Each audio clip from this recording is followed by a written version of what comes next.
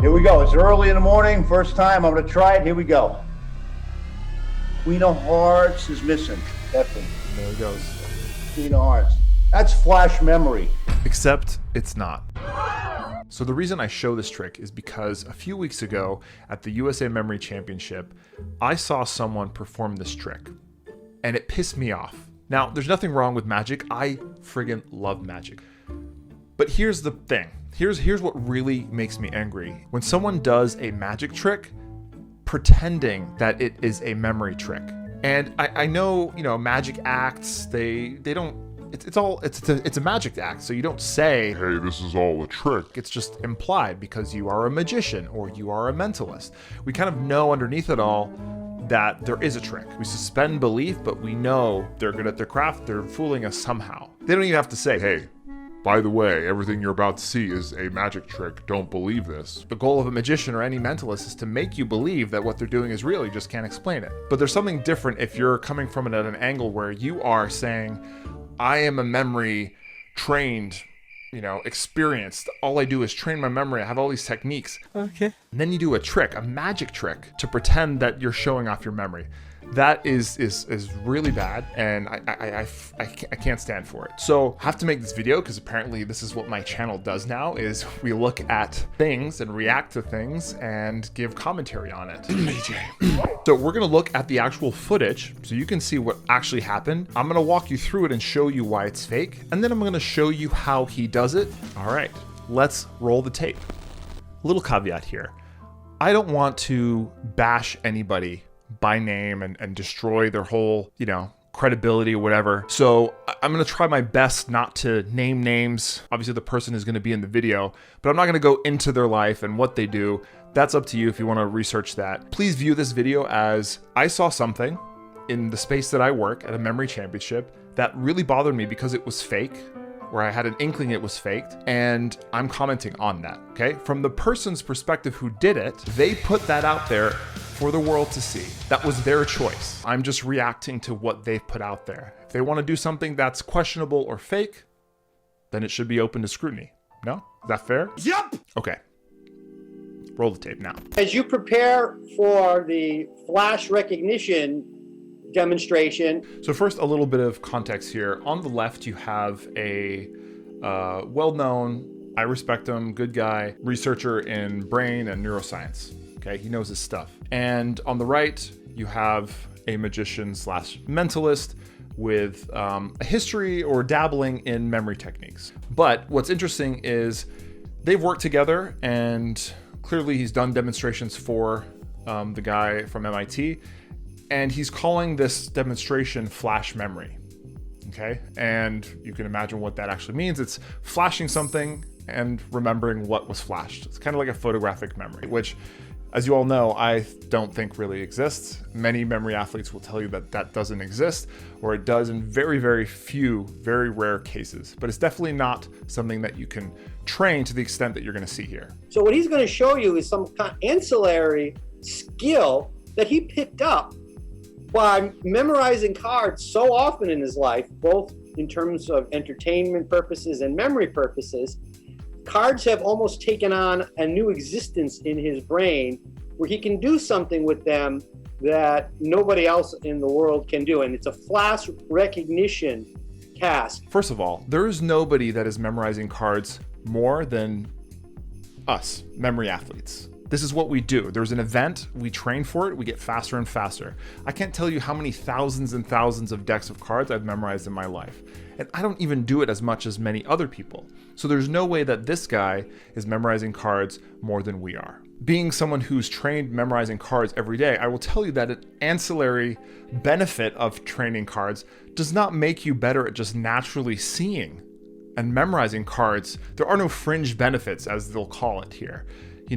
Yes, I can look at cards and come up with an image faster, but I can't really memorize them any more naturally than I could when I first did this. I still have to do the process. I still have to process them. I have to look at all the cards.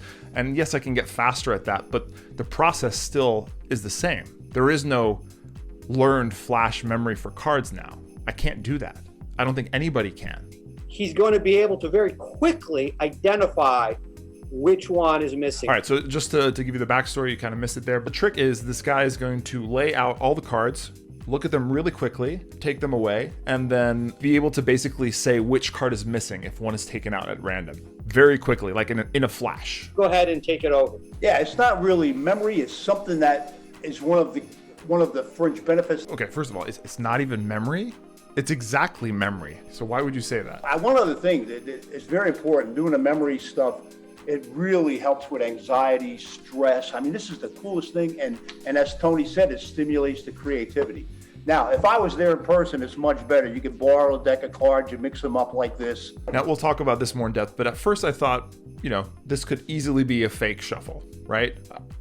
I don't think it is right here. Actually, I'm pretty sure it's not. But if you're a pretty good magician, card handler, that would be the easiest thing to do, right? Is have it pre-memorized, a stack, and just do some false shuffles so it's the order no matter how many times you shuffle, right? But let's keep watching. And you cut them, and I hope everybody can see them. All right, now Robert, I'm going to cut the deck in half, and you have 1 and 2. Which one should I use? We're just going to do which one? Use 2. You 2. Okay. Now watch. I'll try it. Here we go. All right. I'm going to go like this. You just say stop anytime you want, Robert. Stop. You want to do this card or this card? The one on the table.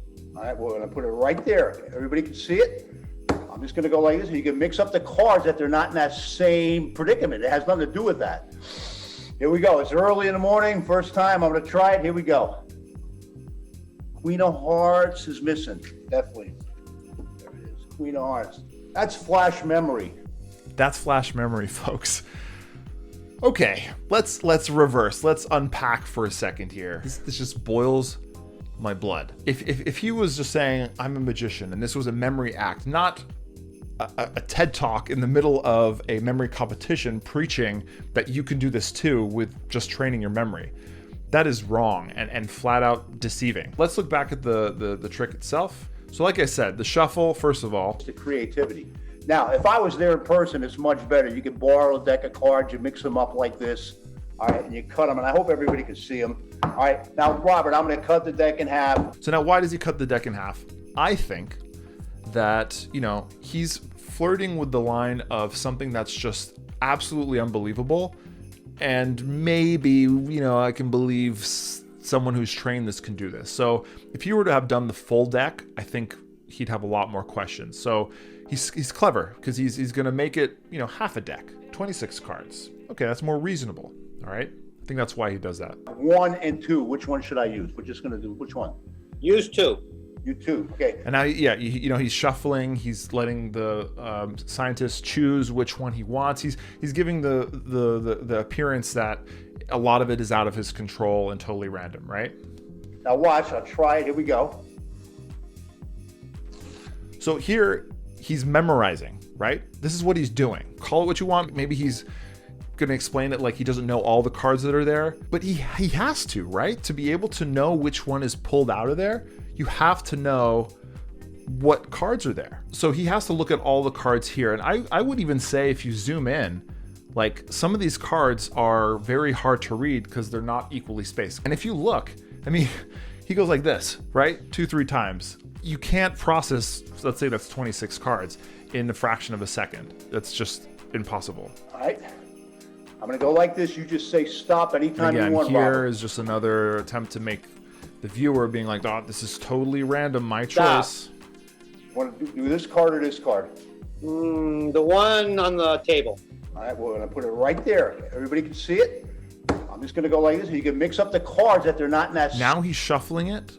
What reason would you have to do this? If he had memorized, he would have memorized the order. Now he's saying that not only did he not memorize the order, he just knows all the cards that were there from those 2 seconds that he went back and forth. It's just impossible. Same predicament. It has nothing to do with that. Here we go. It's early in the morning. First time. I'm going to try it. Here we go.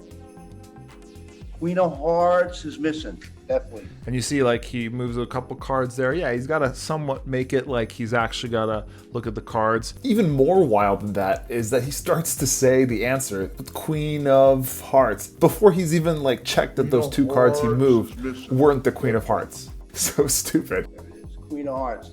That's flash memory. Now, just I to have emphasize, no idea how this works. That is flash memory. I have no idea how it works. Would you say it's a divine power? I feel like I've heard this before. And when it's too good to be true, it usually is. this is not a magic trick, although No. Jim is capable of doing magic tricks. We have tested this. If it were in person, you could see. What he's doing is a recognition task, and this is often done in psychology where you do some kind of parallel processing. You walk into a room, you don't notice all the details, but if you step out and they remove something and you walk in, you're able to determine what's missing from a type of parallel computation that your brain's doing. Yes, that is a thing, and that is something that we can do. Can you train it to an extent? Probably, but not with cards. That's just too much abstract information and too fast to be believable here. And as you see, he processed it in like 2 seconds, which is extraordinary. Not even. And it's almost hard to believe that any human being can do that. Because it can't be done by any human being. And I wouldn't say that every one of you would be able to do that. No one can. But the point is that you can do things that would surprise and shock yourself with a relatively minimal degree of training. True, but not this. And you know, I picked this up, Robert, like doing the memory stuff and being a police officer in the past, I picked this up, flash recognition training, and I thought, you know, we did it with license plates and things like that. But from enhancing my memory over the years and doing these cognitive fitness exercises, it just, I tried it with cards one day, and it was like, wow, you can do this with cards. I mean, this is like insane. I mean, it's so easy to do. Like, just put It's just so easy to do.